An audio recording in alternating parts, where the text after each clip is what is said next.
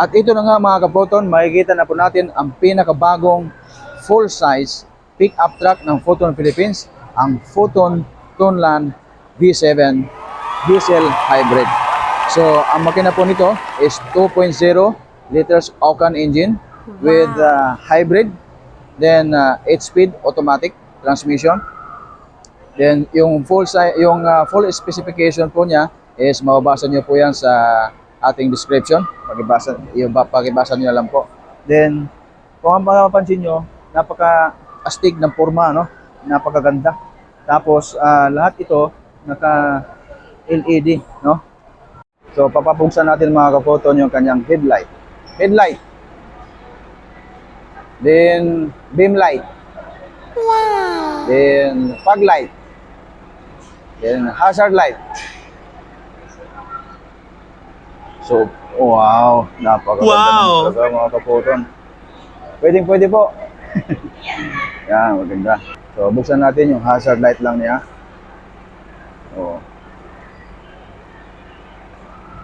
Pag nakabukas yung hazard light, mamamatay yung kanyang daytime running light. At saka mga kapoton, yung headlight po natin is meron siyang automatic. Ibig sabihin, pag dumaan ka sa tunnel, pag naka-auto siya, mag-automatic ilaw siya. Meron naman siyang permanent. Wow! Depende sa adjustment niya. Then sa likod naman niya, meron siyang rear fog light. Ito naman yung sa rear fog light mga kapoton, ha. Buksan ko. Rear fog light. Wow! Yan, meron siyang rear fog light mga kapoton. At saka kagandahan nito mga kapoton, yung size ng kanyang gulong is 265 by 70 around 18. Tapos sa front suspension niya, naka front double wishbone independent suspension plus meron siyang coil spring. Di ba? Napakaganda ng ano niya. Very comfortable yung kanyang rides mga kapoton. Tapos meron siyang ito tinatawag na gill design, no? Di ba? Parang shark. Meron siyang gill design. So dagdag siya sa forma plus doon sa aerodynamic niya. Then meron siyang signal light repeater or hazard light repeater sa side mirror. Tapos yung kanyang side mirror is hindi siya auto fold. Pero mabilis lang din yan siya matutupi pagka mayroong kayong nasagi. Example. Pero pagka nasagi man yan, hindi siya basta-basta nababasag. Kasi kung mapansin nyo, madali lang din siya matupi. Kung dito naman banda, ganun din siya, mabilis lang din siya matutupi. So, kung may masagi mga ganyan na nakamotor, so hindi basta-basta siya mababasag.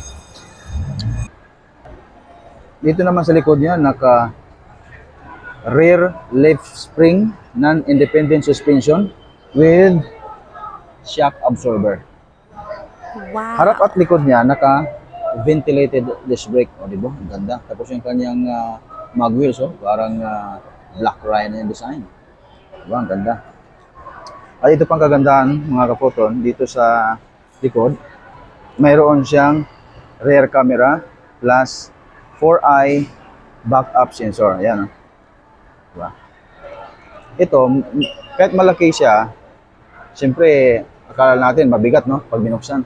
Pero ito, kahit bata, magaan na bubuksan.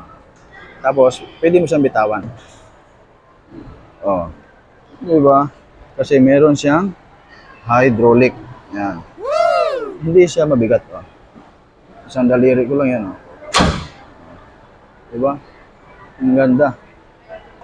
Tapos, pag binuksan mo rin dito sa may driver side, meron siyang welcome light or ambient light. Oh. Diba? Itong ilaw na to, pwede mo niyong baguhin. So, iba-ibang kulay po niyan. May red, blue, yellow, green. Kaya na pong bahala. Ayan, no? Kung mapansin nyo, ito lang yung ilaw sa ganyo. Pero, pagdating dito sa loob, so wala, di ba? So, welcome light para sa driver. Ang ganda rin ng kanyang upuan. No? Naka-isofix. Leather seat. Oh.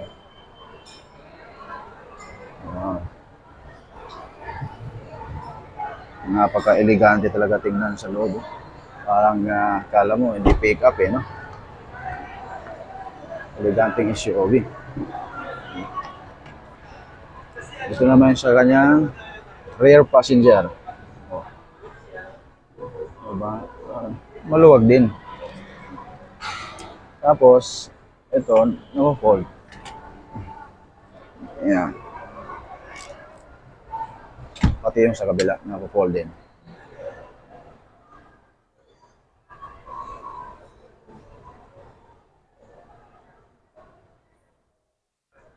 Pag ikaw talaga sumakay dito, akala mo hindi i-pick up dala mo yun. Oh, napakaganda Wow. naman talaga.